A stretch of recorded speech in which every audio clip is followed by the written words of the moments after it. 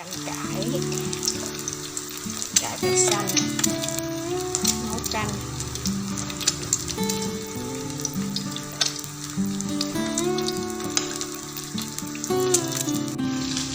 Xin chào cả nhà.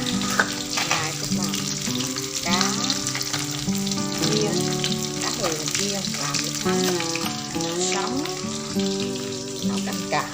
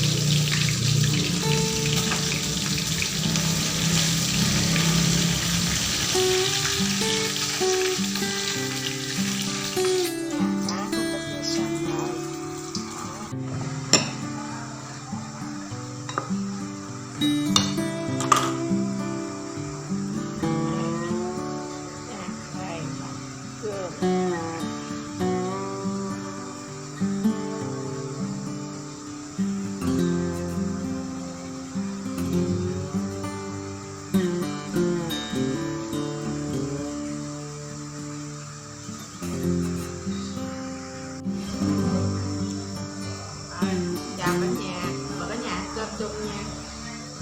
Cơm cá chiên rau sống.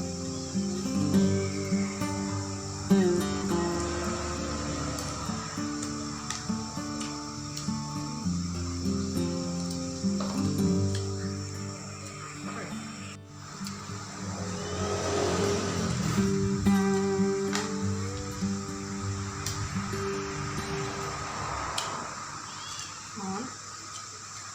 Trời ngon.